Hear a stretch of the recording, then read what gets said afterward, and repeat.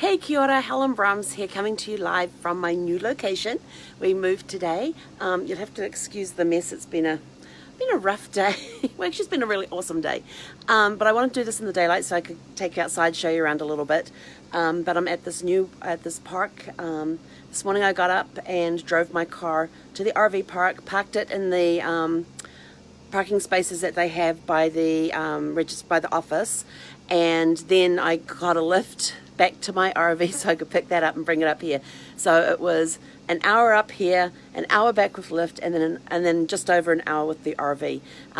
Sparkles handled really well today.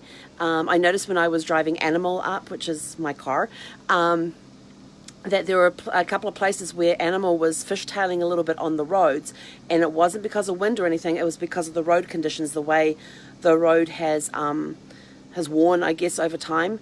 But it's just the way the road's laid out, whatever it is. And so I noticed that that Sparkles did it a little worse when we went over those same areas. So at least I know some of the fishtailing's not from wind, it's actually from the road conditions.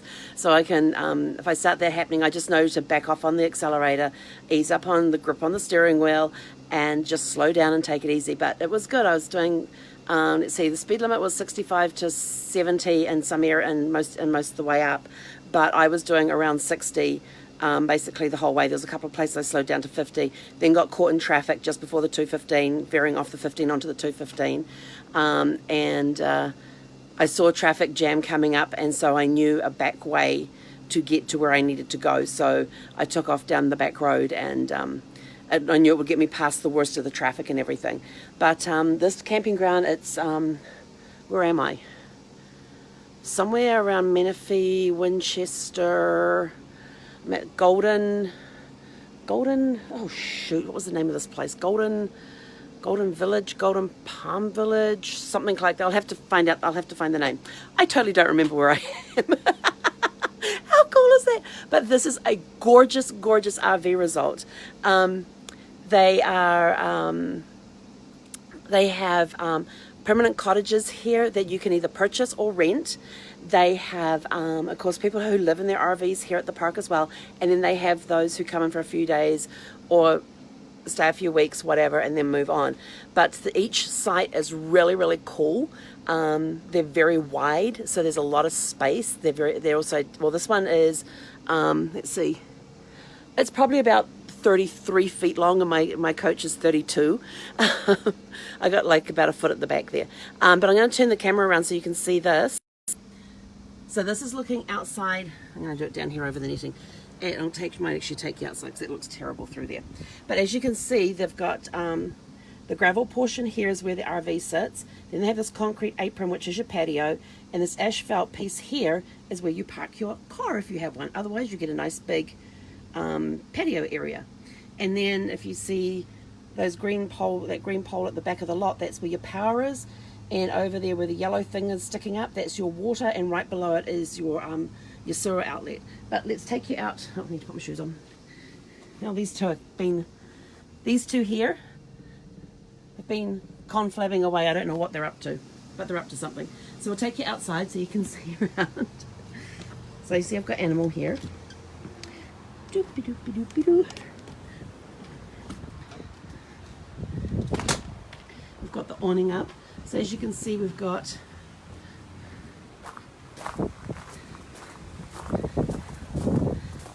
I can squeeze through that quite easy, so that's me right at the back of the lot. Straight ahead there behind that blue car is one of the permanent cottages that you can either rent or buy.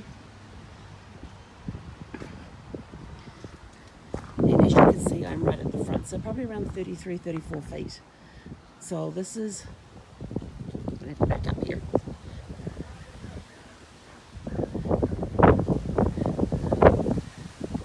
So that's me on my lot. And I actually had to put the driver's side, I got everything set up, and then when I went to get the power cord, I keep it in the lockers underneath the driver's side slide out, but I couldn't access it, so I had to pull it in. But these are things that you learn. So good, nice, wide things, gorgeous streets. As you can see, beautiful, all these trees and hedges between each one. So you've actually got quite a nice sized lot, and so it's actually really, really cool. Oh yes, and I've done some decorating. So I have my Family Motor Coach Association sticker, my Passport America sticker, and my Escapees RV Club sticker. And I still have to put you back around this way. I still have to add on my map, my US map. So now we're going to go back inside. So as you can see, very nice. There's swimming pools here. There's a fitness center. They've got putting greens. They have what's that thing called? Pickleball? Is it pickleball? Yeah, something like that. They have, those courts have got volleyball courts. They have a big community centre area here with lots of tables and chairs and stuff in there with a stage. So obviously they put on entertainments. We've got a calendar on some of the stuff that they have on here. It's a completely gated community. You've got a security guard at the front gate, and you can't sneak past them either. And even if you tell him what lot you want, he goes, what's the gate code? And so you actually have to tell him the gate code before he'll open the gate and let you through. Either that, or you can stop at the button thing and press the buttons and come on through. So it's actually quite cool. So so this is where I am today. Still can't remember the name. What is it? Golden Palms Village, Golden Village. I know it's got golden at the beginning of it. But it's really, really cool. I love it here so far, and I've only been here a bit, but it's been a very long day. Like I said, I drove the car up here, got a lift back. In fact, the guy I got who was my lift driver, turned out he has just sold a 47-foot long fifth wheel that him and his wife have had for several years. They actually bought it from the original owners, and it was completely customized for the original owners. And so he was telling me all about that. We were talking about some of the challenges when we go camping. But he used to be a long haul truck driver, so he was good at giving me some tips for driving my rig, which was really, really cool because, you know, truck drivers are up around the same height as what I am.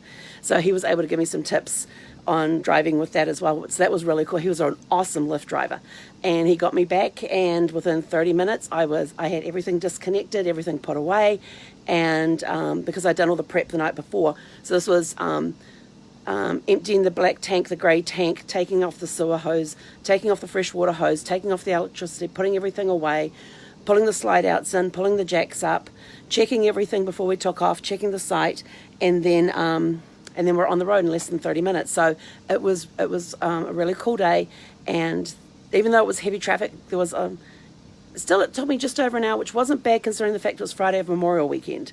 I was expecting a lot more traffic on the road, even though I was leaving. What time did I leave? I think I left around 11:30. So I was actually surprised there wasn't more traffic on the road given the time of day and the fact that it was Friday of Memorial Weekend. I was expecting a lot more traffic. But no, it was a good trip up. So now I know what causes some of the fish tailing. Oh, and as far as my gas issue goes, people were asking me if I had, somebody put on the comment last night if I had a pink fluffy wrench. And you won't find any pink fluffy tools in my thing. This is what I had. This thing. This is what I used to try and turn my gas valve. And I had the RV people call me back today, and one of them actually lives very close to where I'm going to be where I'm moving to on Monday, so he's going to stop by on Tuesday on his way to work and check out my gas valve. And he's talking with his people as to why it wasn't tested and worked when we were doing the orientation on the vehicle. So it's giving them some learning tips as well, some training tips. So that's kind of cool. So we'll get that sorted out on Monday, but I'm not going to need it because it's going to be a very warm weekend. And as far as the cooking goes, I have a microwave. I really don't like using microwaves, but yeah, maybe I'll just stick with my smoothies. Stick with my smoothies and my salads and tuna. So that's probably what I'll stick with. That way I don't need to even worry about gas for anything. And I've got an electric kettle for my tea, so that's pretty cool. But anyway, this is where I am today. It's an amazing resort, and I will talk to you guys later. Have a super fantastic sparkling day, and we'll catch you tomorrow.